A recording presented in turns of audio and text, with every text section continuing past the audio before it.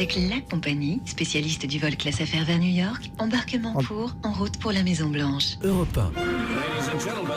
Hillary Clinton. America is stronger. Donald Trump. For the presidency of the United States. En route pour la Maison Blanche avec Xavier Yvon en ligne en direct de New York. Bonsoir Xavier. Hello Nicolas, bonsoir à tous. On s'approche de plus en plus du deuxième grand moment de cette campagne américaine. Ce sera le deuxième round entre Donald Trump et Hillary Clinton. Ce sera dimanche soir. Oui, et chez Clinton, on est en mode on ne change pas une formule qui gagne. Même préparation que pour le premier débat.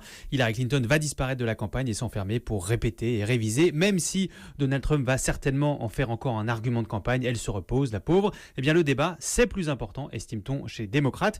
Et puis, l'ancienne secrétaire d'État envoie, comme la dernière fois, ses super remplaçants sur le terrain. Alors, il y a Bernie Sanders, son ancien adversaire, le héros des jeunes, sa fille Chelsea, Barack Obama, même s'il a dû annuler son meeting en Floride à cause de l'ouragan. Et puis, Hillary a Bill qui multiplie les meetings. Sauf que l'ancien président a fait une grosse gaffe. Il a parlé de la réforme de santé d'Obama comme de la chose, je cite, la plus folle au monde. Oups, sa femme voudrait étendre cette réforme si elle est élue. Évidemment, Donald Trump a sauté sur l'occasion. Merci Bill de dire la vérité. Et encore une fois, le milliardaire s'est transformé en comédien, mimant sur scène la conversation chez les Clinton.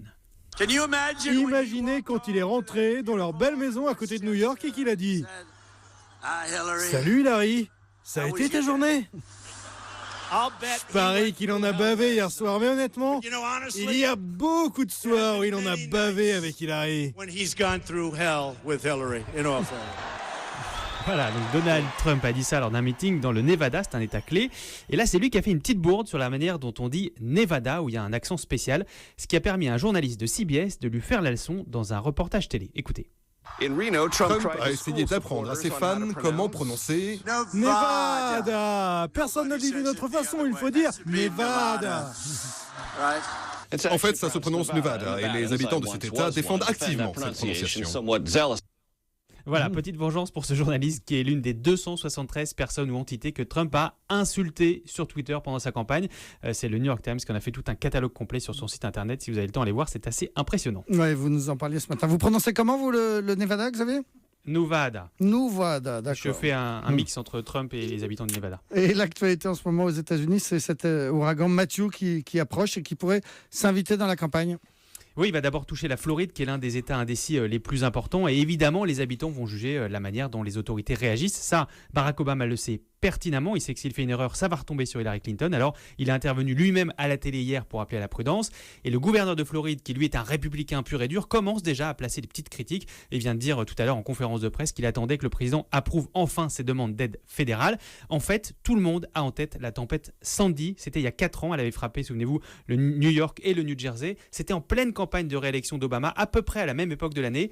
Eh bien, le gouverneur du New Jersey, à ce moment-là, un républicain, avait fait hurler son camp. Il avait pris dans ses bras Obama, venu constater les dégâts, un hug qui avait permis au président d'apparaître au-dessus de la mêlée à quelques semaines de l'élection. On termine avec le son du jour, Xavier. C'est le brouhaha d'une classe de primaire qui reçoit la visite de Donald Trump.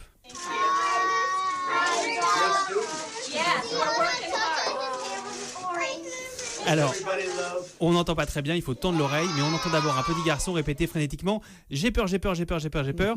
Et il y a une petite fille qui se tourne vers un de ses camarades et qui lui dit « Tu vois, je t'avais dit qu'il n'avait pas les cheveux orange ». Voilà, il n'a pas les cheveux orange, il a les cheveux jaunes vifs. Merci beaucoup Xavier Yvon.